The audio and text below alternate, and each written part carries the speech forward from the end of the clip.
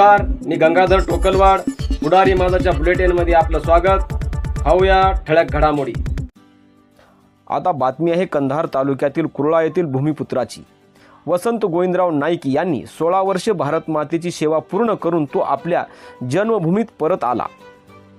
वसंत नाईक यांचे वडील गोविंदराव रामराव नाईक यांनी गावकोसा बाहेरील विद्यार्थ्यांना वसतिशाळेच्या माध्यमातून ज्ञानदान करण्याचं काम त्यांनी अल्पशा मानधनावर कसलीच अपेक्षा न करता त्यांनी सेवा पूर्ण केली.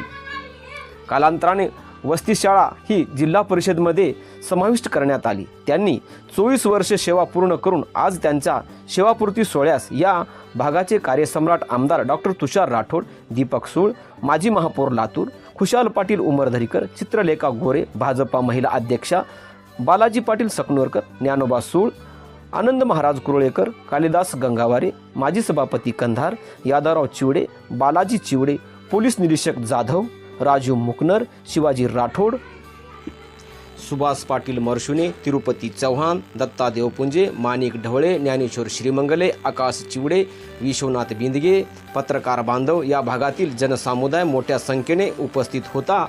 या दोन्ही पितापुत्राचा सहपत्नीक सत्कार यावेळी करण्यात आला.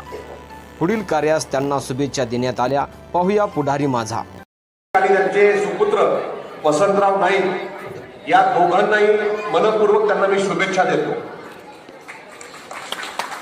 प्रदीर्घ सेवेनंतर आज गोविंदराव नाईक सर हे सेवानिवृत्त होत आहेत. माझ्या पूर्वीच्या भाषणामध्ये वक्त्यांनी सांगितलं की त्यांचा नोकरीचा काळ हा खडतर होता. पूर्वी ते वसती शाळेवर शिक्षक होते, त्यानंतर मग प्रमोशन होऊन ते जिल्हा परिषद शिक्षक झाले. परंतु त्यांनी आपल्या सोबतच आपल्या परिवार